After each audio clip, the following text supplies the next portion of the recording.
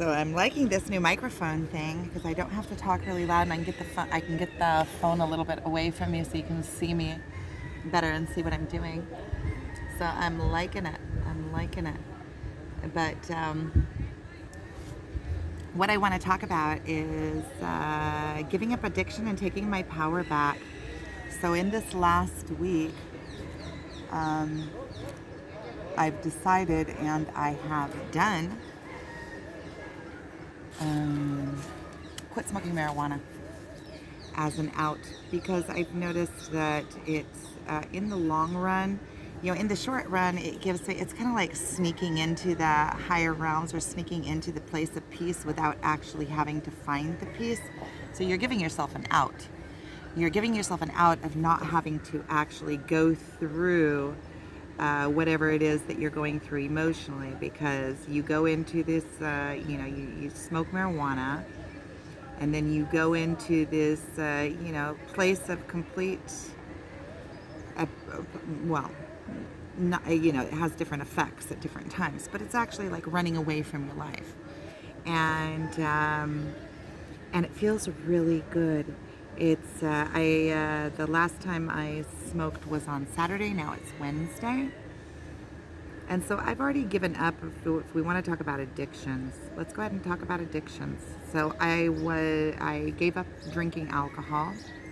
I was an alcoholic. The way that I see alcoholism is that it never, it's something that I will never. It's like not an option for me. I was completely addicted to alcohol. I went went out to rehab for 2 weeks, and didn't touch it again. And with my alcoholism, maybe I'll do a different video about alcoholism, because this video alcoholism is such a massive subject. That really it deserves its own place and its own space and its own video. So right now I just want to talk about what I'm going through this week and giving up smoking weed. I feel like I'm taking my power back. There's so many places, if you've been watching my videos, you know, but there's so many places that I feel like that I don't have control over, that with the spiritual awakening, that I'm rising and I'm in between two worlds and I don't know exactly. And I think that smoking marijuana makes it worse. It makes it worse because for a minute it's like you go into these higher spiritual realms, or so you think you are, but it's really just running away and not having to deal with it. So it's really prolonging the pain. I feel like with marijuana that it really is a medicine or a entity. It enters your body and it gets its expression through you, and that is the only way that it does get expression. That expression, right? The effect on your mind. The only way that it gets its expression is through you. It's kind of like, I still want to upload that.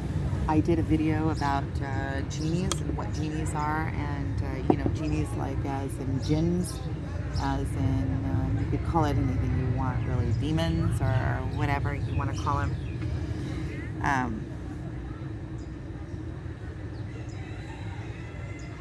But they're entities.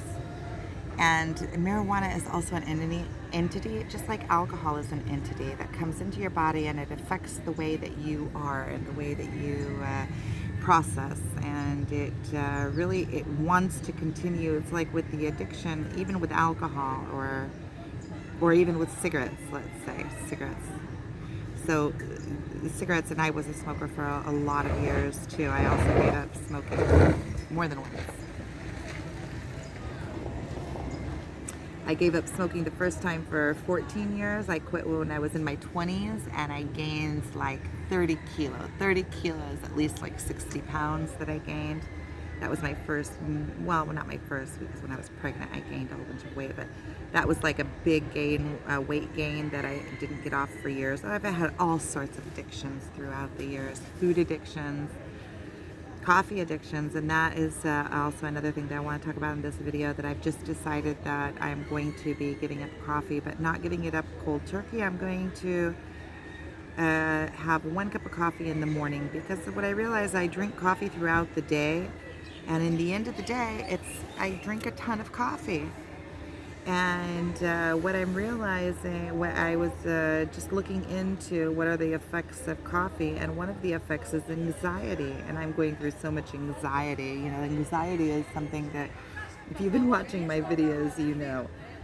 So I've decided this morning of giving up coffee, except for 1 cup in the morning when I get up. And anyway, lately, since I've been getting up early. I've been getting up at 5 o'clock in the morning so that I have time to meditate. And I do, oh, I got out of line here. Or I came back in, and this is gin and tonic. I'm painting these signs. I'm doing the lettering first, and then I'm going to draw something on it. I haven't decided what yet here. The other one is going to have some ducks on it. This one. It says Ochel Barvazem, which is food for duck food. And I'm feeling really good with quitting smoking marijuana. Feeling really good. It's like it was taking away my power. And not only taking away my power, also I was feeling crappy about myself because I was smoking marijuana and giving myself that out. But also I feel like it was kind of making me just kind of in a fog all the time. Even if it takes off of the pressure, it actually adds on more pressure than it takes off, because you're under when you are under the effect of marijuana, it's like you're under, you know, you tell yourself all sorts of stories. Like in the morning, well, let me tell the story of marijuana. After I quit drinking is when I started marijuana, and I feel like it really did help me work through a lot of overcoming the alcohol.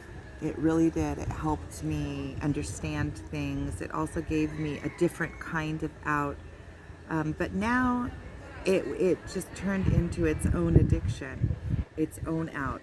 And then there was a time that I was smoking marijuana all the time. Like from the morning I was smoking marijuana, and then I decided, okay, I'm gonna quit. And this is on the twin flame journey. All of these things are coming up, and kind of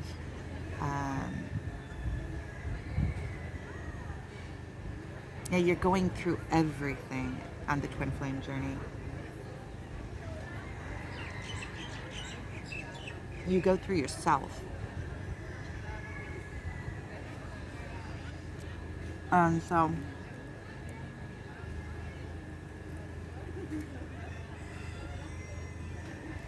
I quit for a couple of months smoking marijuana altogether. And then a couple months ago or so, maybe 3 or 4 months ago, it hasn't been that long, I smoked once, and then I smoked it once more, and then I smoked once more, and then I started smoking, like, not like I was before, morning and evening, but I started smoking in the evening, like almost every evening, or pretty much every evening. Almost every evening, let's say. And it started coming into being a habit again. And then on Saturday, I just well, I was talking it out also with my other one, my twin. And I decided that I'm just going to do like a ceremony and smoke, and then just completely quit smoking. And so I did on Saturday, and I realized that part of the quitting smoking is also these last few days that I've been crying a lot and feeling kind of down. And I mean, I'm feeling kind of that way anyway because of other things that are going on, the separation and the twin flame journey, and those things also kind of have an effect on it. and if you've been watching my other videos, then you understand what I'm talking about. And so I realized that the smoking weed has quitting smoking weed also has a lot to do with that, so I'm really proud of myself for standing up and taking control over that, because there's a lot of things like the twin flame journey and my spiritual awakening and making a living, you know, those things I'm trying to deal with all at once. How am I going to, you know, all of the back and forth and back and forth and back and forth on how am I going to do this, what am I going to do, what do I need to do, how do I do it, and it seems like the weed just makes it that much worse. It just makes it that much worse, because for an instant it gives you an out, but really while it's giving you an out, it's just you're running away from your problems. And what I realize is that I need to be I don't need anything, but that the secret is finding the quiet in my mind without the outs. So being able to be in a place where I am, where I quiet my mind without marijuana, without alcohol, without cigarettes. Okay, so with the cigarettes, I started smoking when I was 12. When I first started smoking cigarettes, I don't smoke now, just so we're on the same, just so you know. And I started smoking when I was 12. And when I was about 26, I want to say, 25, 26, I quit. And that's when I gained a whole bunch of weight. And I quit smoking and I gained a whole bunch of weight, but I was really proud of myself. Even a year after I quit smoking. Yeah, מה נשמע? אני עושה סרט, שתדע. מה זה? איזה מכונית? סבבה, יופי, פרסומת. So,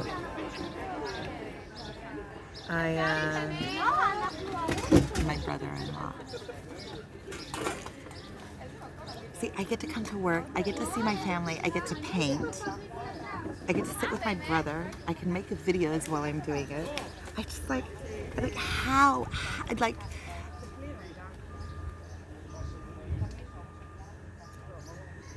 I'm the luckiest girl in the world. Really, the luckiest girl in the world. All the belly aching and all the crying and blah, blah, blah, blah, blah. I'm just so much in appreciation. Also for this job, I've said it over and over and over. Like, this is such a good solution for me, because it allows me to get up and get out of the house, because I work for myself.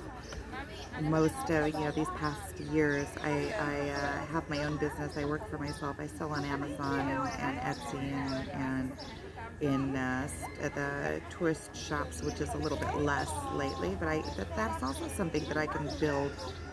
That's also something I can build now that I'm thinking about it, because Corona's over. When Corona started, it went bloop, flat, completely flat, and since Corona started back up, I really haven't paid that much attention to the stores. I give them a little bit of the things that they need. Some of the stores, one or two of the stores, I've kept that. But the rest, I've just kind of let that whole part of my business go down. But anyway, what I was saying about this job is that I'm so lucky to have this. And not only is it a way of me making, being able to make a living. I don't want that. Being able to make a living, but it's also work that I love doing. I get to come here and be outside and work in nature, and I get to see my family and my friends. Like, all the people that come here, a lot of the people that come here I know, and I get to see people and work with people, and it's not just sitting at home crying. I know it sounds that, but I've been like flipping lately. But so also with the quitting marijuana, it's a feeling of, because there's so many things in my life that I feel are out of control or out of my control, or this rising. It's happening in a way. All the rising in this on the spiritual awakening. There is a helicopter going right over, directly over. So with all this, I'll wait for it to go over.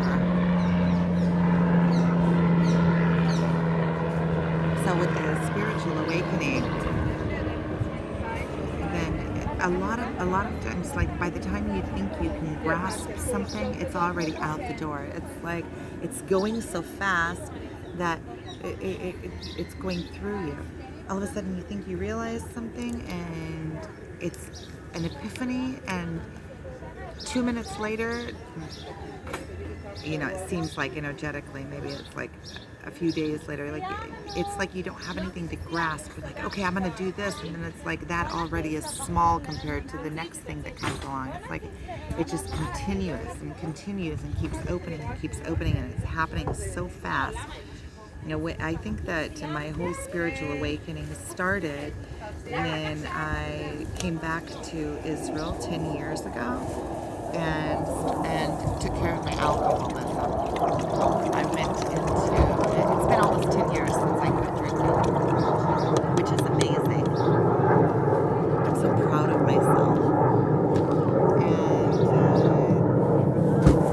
But I think from then, when you have to give up something that's the alcoholism, it has like a hold on you. It's like if you imagine something, it's like your vascular system, let's say. That's how I imagine it. It comes through you and through every single aspect of your life. Because when you're an alcoholic, your whole life begins to revolve around the alcohol. And the alcohol, really what it is it gives you an out from any kind of pain. You don't have to feel anything. And in the end of when I was drinking, but not in the end, but maybe it is in the end. In the end, it's pretty much that you live, at first the alcohol gives you an out from your life, but then pretty much it begins to be your life. You start, you live for it. You start maneuvering your whole life around it, around your drinking. You won't go places if you can't drink in those places in the evening. So your life starts becoming small, and then it starts becoming all about the alcohol. And also there's a lot of shame in alcoholism. Like you don't want to go anywhere, so your life just becomes about that. You stay at home to drink, and you drink. In the end, the drinking, it's just like the marijuana. In the end, the drinking brings on the more drinking, and you think it's giving you an out, but it's actually adding more pressure into your life because you're not dealing with things that you need to be dealing with. And in the end, it takes over your whole life. Instead of it being a tool for you, you become its tool. It's like the opposite. And so I think the whole spiritual awakening that I've been on has been since about 10 years ago, since I started I went into therapy and having to deal with quitting alcohol. And so then you have to really start addressing not only the alcoholism, but everything that caused you in the first place to become an alcoholic. And I find that a lot of alcoholics, I can see a pattern, because once you overcome something, you become like a master of it, especially something like alcohol, because it's such a difficult thing to overcome. Addiction in general is such a difficult thing to overcome that when you do overcome it, you are able to, like, a lot of times I can even tell an alcoholic just by looking at them, even if they're not drinking, even if it's in the morning, I can look and there's something I can just feel. I just know that they're an alcoholic, the people. And there's no question in my mind. I don't need to ask them. I don't need any kind of reassurance. I know. And the things with alcoholics, a lot of times they're in denial, but that's with any kind of addiction. And so this marijuana addiction is not nearly as strong as the alcohol addiction, just so we're clear. But it does give you an out. It gives you because it's physically, it's not really addictive, but it's addictive because it gives you relief from whatever it is you're going through, and you also feel like it makes you more spiritual, and your conversations, it seems like, become more interesting, and you are able to let go, and laugh and joke, and you're not worried about whatever, and it seems like you're invincible. And so there's so many things that it does do for you, but it's stealing your power away. So I feel really good about taking control over my life because of the everything. Oh, so what I was saying about the spiritual awakening is that even though it started like 10 years ago, it seems like it's getting faster and faster and faster and faster. The more you're ready to take on the spiritual awakening, the more you're ready to take on. I just kind of want to show what people are doing over there. There's a whole thing over there, and I'm sitting here talking and talking. So, the further you get along in your spiritual awakening, the stronger you become, the more you can take on at once. So, and as it goes in life, as much as you can take on is piled on your plate. As much as you can eat, you keep getting, and you can't slow down. And I see it also like, because if you slow down, it's also in a way of like you are a continuance of life. So if you you can't slow it down, because how am I going to explain this?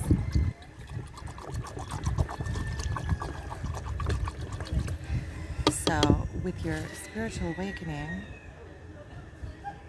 it's the natural continuance. It's like as much as you can take in comes. It's like you're walking slowly, and then you're walking faster and faster, and then you're running, and then you're running, and the stronger you get, the faster you get to go. And that's just how your life is progressing. And the faster you're going, the more information you're going through. And that's what it feels like on the spiritual awakening. Like the further along you go, the faster it becomes, the more opens up for you, and the smarter you get. But I feel really good about taking control over the weed. And now what I've decided is that all of a sudden I realize, and also when you're going through this spiritual awakening, that the changes in you are happening so fast. Like all of these realizations and changes and things that are happening, and things I've been talking through here, and the twin flame journey, and there's so much going on. And it feels like there's so much that feels like it's out of your control, that taking over the reins on this addiction to marijuana, it feels really good. It's something that I do have control over. It's something that I do have, taking my power back in. I'm deciding what's going on with it. And that feels really good. That feels really good. So, and then what I was just going to say is, I don't like that line. I was just going to say is that this morning, and then you go through like these anxiety attacks. So this morning I was reading up on the effects of coffee on the body, because I drink a lot of coffee. I really do. I drink a lot of coffee. And I was watching some videos and reading a little bit about the effects of caffeine on the body. And it turns out that caffeine causes anxiety. And so if I'm already on this cleansing path, and I see how good it feels to quit smoking marijuana and take the power back to myself, then I've decided that I'm going to go ahead and quit caffeine too. So what I'm going to do is I'm going to be easy with myself. I'm going to start having just 1 cup in the morning and take it from there. I'm not going to be like a stickler with myself.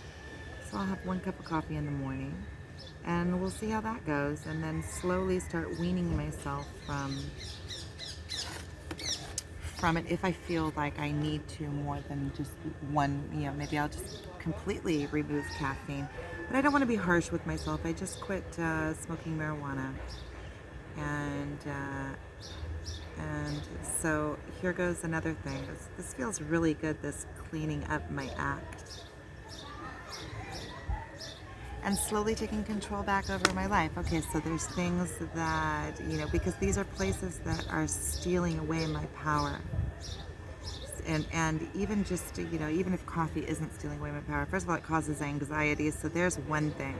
If I'm already having anxiety and I know that coffee causes anxiety, then why on earth would I continue drinking the amount of coffee that I drink? And it's not good for my body. And what to do? This body is my vessel, and it's, I want to see this life through. And sometimes I feel like I just want it to quit. But if I'm the big picture is that I really want to see this through. This spiritual awakening, the twin flame, doohickey majig, whatever comes of that. But it's exciting stuff. See where it's almost like I want to surprise myself. Where am I going with this? Or I know that I'm rising, and that I'm rising to something, to somewhere. And okay, where am I rising to? What's going to be the next project? What's going to be the next project? What's going to open up for me? Because I can feel that there's something big. It's something big. I know it. I can feel it. And I also feel like it's something big that it's scary, but it's like something big that I am going to have to pull off, like on my own, in order to become. It's part of my becoming. So it's part of coming into my power, which I keep on talking about, that I feel like on this twin flame journey, part of it is coming into myself, coming into my full power, because there's so much tiskul. What is the word for that in English? Frustration. It's like you're always left with like this yearning and this things that aren't being fulfilled, or like wants that aren't getting answered, or and it's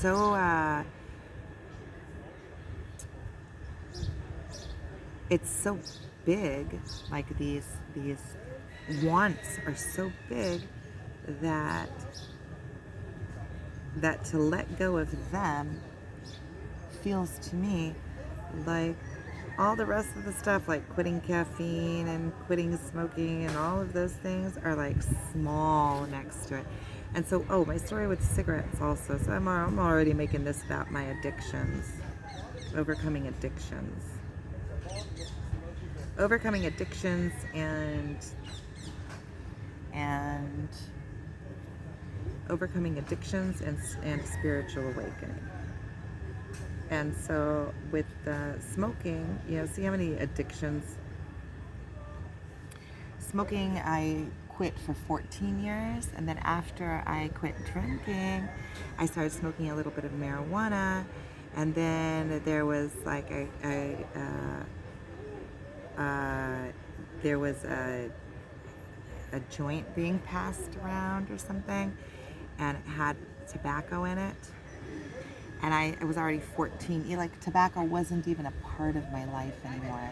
I was so far away from it. 14 years not smoking. You think that, you feel invincible to it. You feel like it's not even a part of your life. And so I decided that I wanted to smoke. So I took a couple of drags off of that joint with tobacco in it within 2 weeks. Mamash, within 2 weeks. Mamash means really. Like, really within 2 weeks, I was back smoking the same way. See, I have a addictive personality, which I think a lot of people that are on this twin flame journey, and a lot of highly spiritual people, I find have addictive personalities, kind of, for some reason. I could probably go in and figure out and find out why. But I don't feel like doing that right now. I'm just talking about this.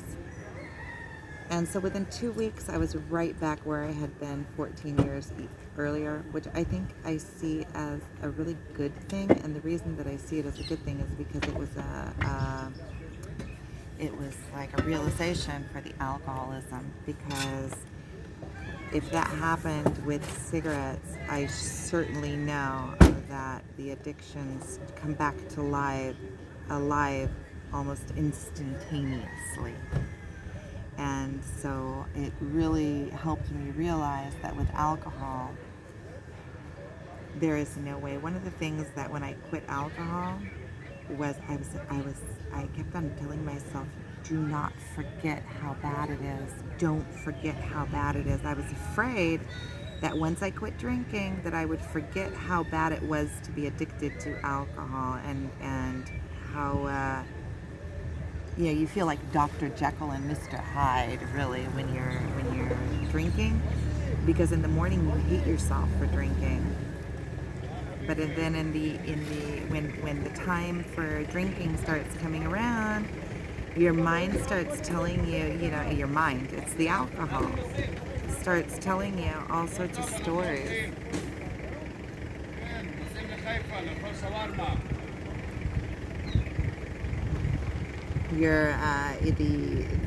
It's the alcohol in your alcoholic in you starts telling you stories, and it's like you can't even trust yourself. You don't want to drink, and you're telling yourself in the morning, you don't forget this, you don't want to drink, and just you stay connected to it because you're disgusted with yourself in the morning. Where are you going? Have fun. So my brother just came to get his phone. He said he's going somewhere. So where are you going? He said, I'm going to get something. Okay. Have fun.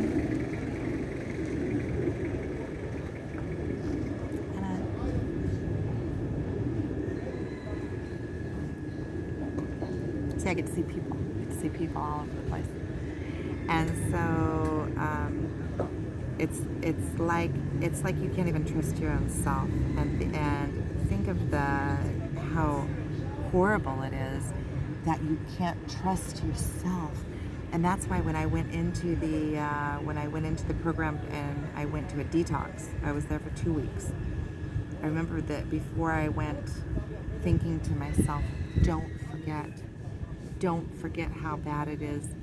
Don't forget. And I was so afraid that I was going to forget that. Till now, it's like stuck in my mind.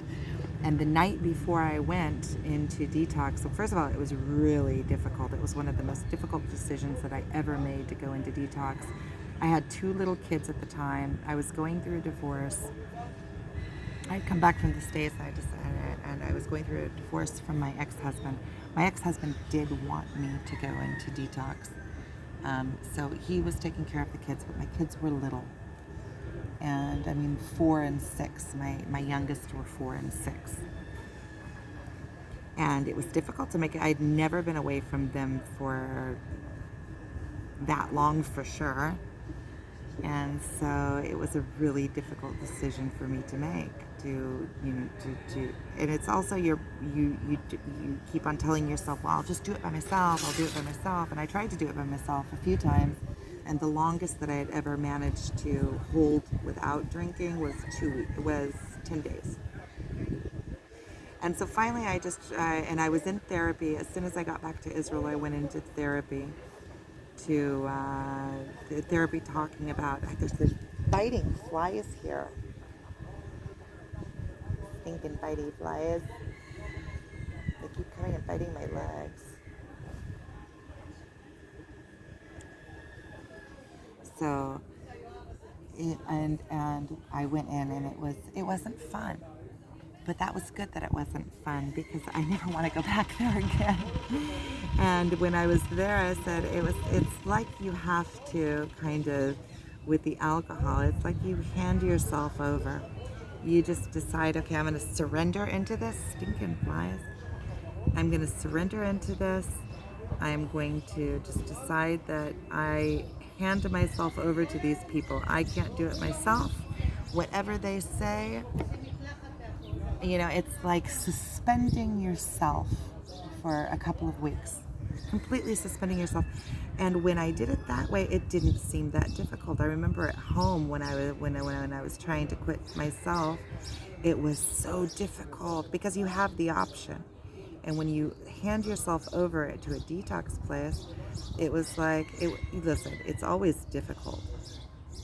But I remember one of the things that really freaked me out and that really sat in my mind was that I have alcoholism that runs in the family on both sides. And my grandmother was a really bad alcoholic until she died. She also smoked cigarettes, and she died young, I think in her 50s. And she was a really bad alcoholic. I remember going with my father once to take her and her husband somewhere to detox or something. I just remember it being really, like, I don't know, there was a bad feeling around it. I remember that they were in the house and my father went in and I wasn't allowed to go in. So I had to stay outside, and it was in the States. It was somewhere off in Arkansas or somewhere.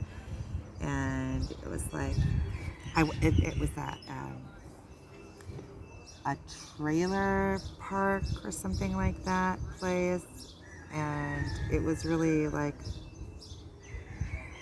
I don't know, I remember I went under her porch and there was all these little roly-polies under there, and I was playing with the roly-polies. That's what I remember about it. But I remember it feeling yucky. There was a yucky feeling around it.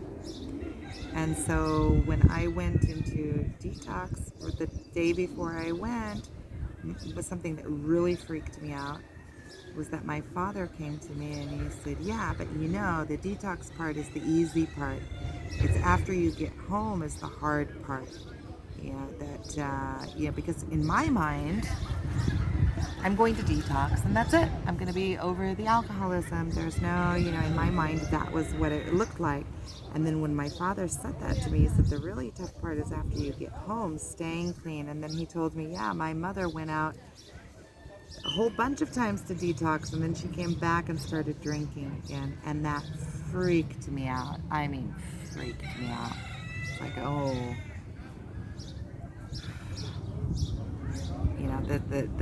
that there was a possibility that I was going to come home and start drinking. And then I remember thinking, never forget.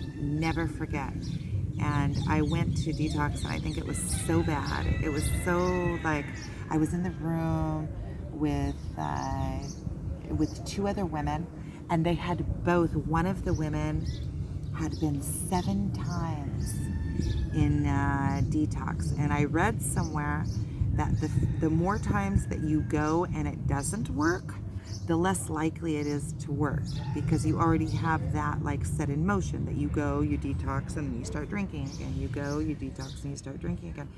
And one of the ladies that was with me, she had this spirit about her that I could just tell that there was no way that she was going to stay clean.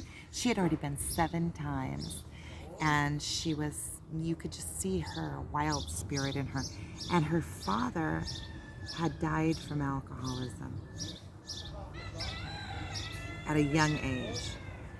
And you could tell that she was a really bad alcoholic. And she told me stories about how she had gone to the hospital and almost died already from alcohol poisoning, and something about low blood pressure or high, I don't remember. And the other lady that was in there with me, she was also a worse alcoholic than I was. She was drinking vodka. When I quit, I had been probably like what you would consider to be an alcoholic. I only drank beer. Not only, but I mean, I would drink other things if I didn't have beer, but that was my preference, which is like a lightweight. And that was my preference, though.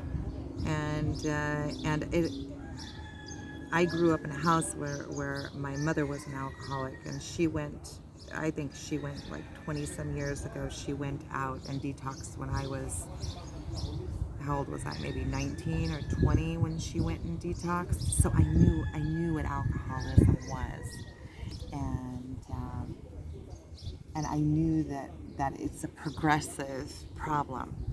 And so even while I was drinking, I knew that where it was going because I had seen it at home, and I knew that I was falling into it and that I needed to get out of it. I think that also part of, when I came back to Israel, I set up my whole life. I left my husband, which we were in a pretty much a toxic relationship.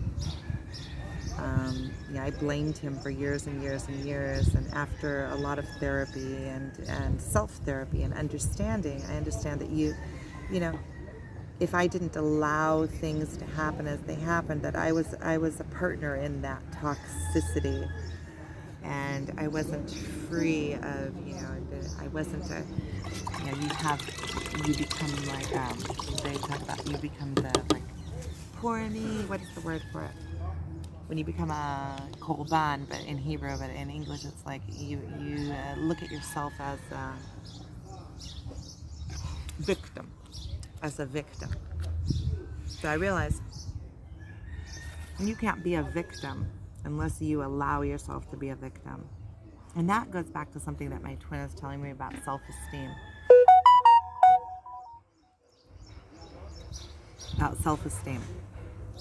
So, when you're a victim, you have very low self-esteem because you blame other people for what's going on in your life, and you're the only one that has power in your own life, and nobody can do to you what you don't allow to be done. So if somebody's controlling me, it's because something in me is allowing that to be, and something in me is thinking that is what I deserve. Because if I didn't feel like I deserved that, it could never be in my life. And so he was telling me I need to work on my self-esteem. And I know I have done, just doing these videos and being able to sit here and talk freely about myself and about my life and about my alcoholism. I remember when I went into therapy for my alcoholism, my therapist told me, one day you'll be able to talk about this, because when you're an alcoholic, it's the biggest, one of the biggest fears is that somebody, and until you're like a really bad alcoholic, and then it all just hangs out because you can't even hide it anymore, and besides you're just like an empty shell. You become an empty shell. But I remember her telling me that one day, especially as a mother of young kids, you're also afraid that somebody's going to find out that you're an alcoholic because you might get your kids taken away. And I remember that was a big issue in the divorce, is that I felt like I had to get clean because that was something that could be used against me. And we had, if you want to talk about, like, in our divorce, any kind of thing that you can think of that is like,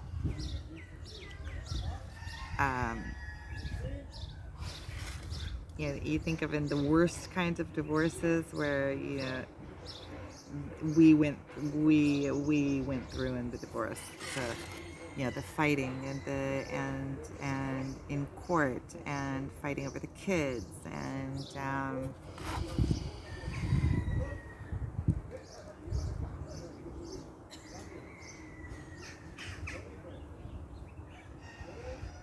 it was all there. So it's like, if you want an example, there's so many, I don't even want to talk about it. It's a different video, maybe, if one day I feel like it. It's not that I have any kind of issues with it, I just don't see the point in bringing that up here. It's just another thing.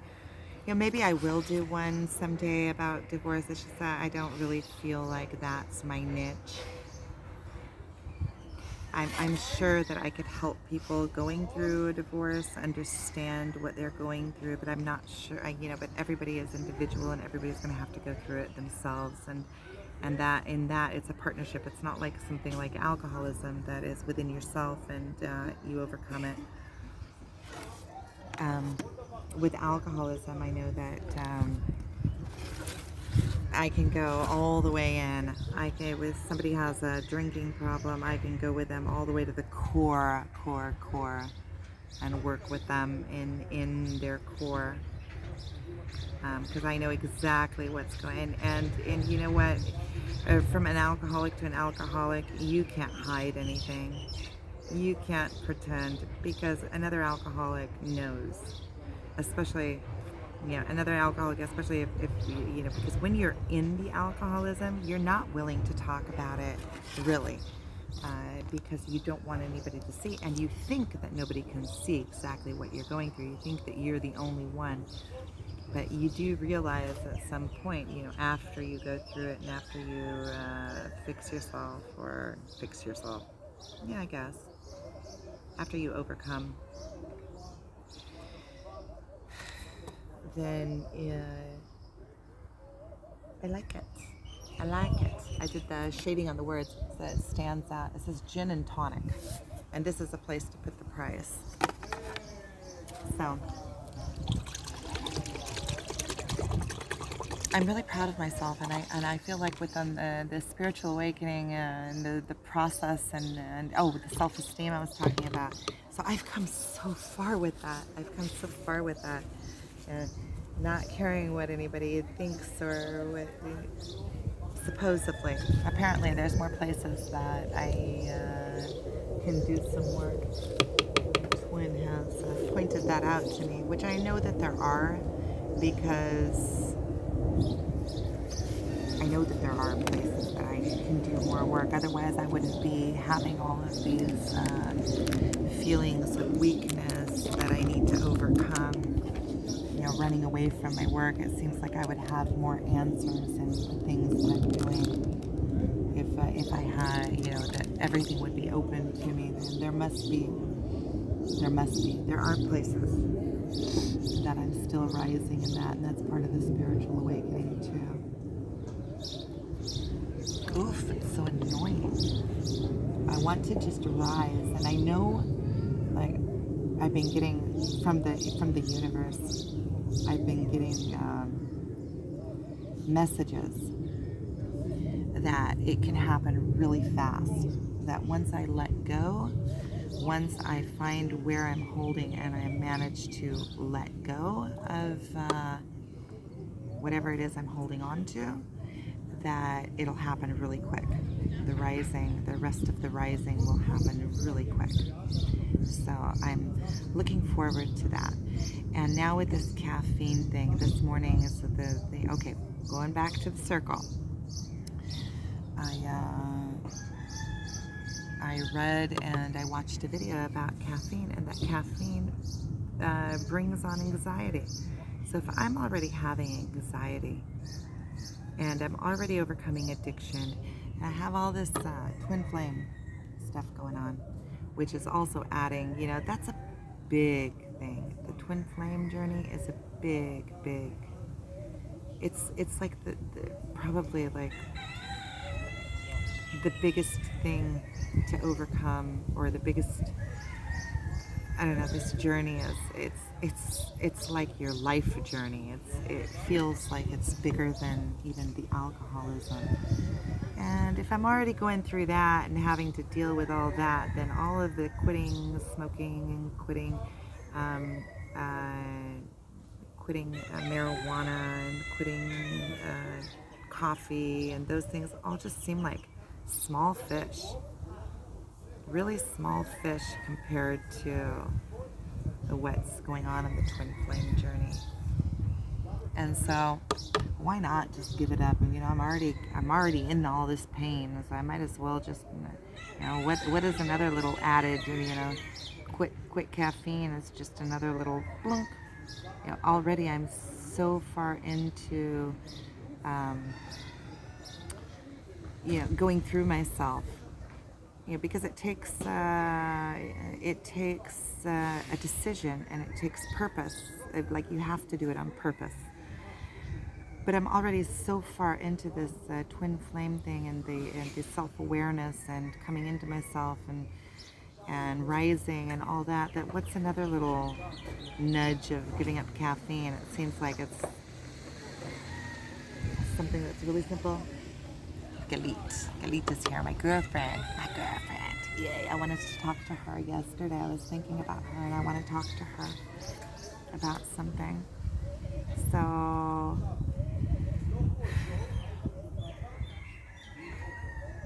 there's my video about quitting caffeine, quitting smoking marijuana, addictions. Oh, so then I quit smoking, and then then I started smoking again with that. I was telling about quitting smoking nicotine too. So I quit smoking for 14 years, and then I started with that, with the weed, with the joint. And then I quit for another 4 months, but I was going through that's when I realized the medicine that's in, all of these plants, they're plant medicines when they're used in the right way. So that's when I realized that nicotine or that tobacco is actually a medicine, because I went through this deep, deep depression, and I quit smoking. And then I started going into these really tight anxiety attacks. I want to catch her. These really tight anxiety attacks I started having, and I realized that I was craving a cigarette, and I would have an anxiety attack, and as soon as I would take היי, בוקר טוב. אותך אני חיפשתי, אני רוצה לדבר איתך על משהו. בסדר, תחזרי. אני אבוא עלייך.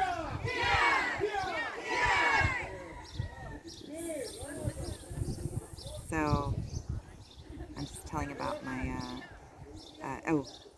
so then I purposefully, to get over the anxiety attacks, I decided that I'm going to smoke tobacco, and every time I would start having an anxiety attack, I would take a drag of a cigarette, and it would pass like magic.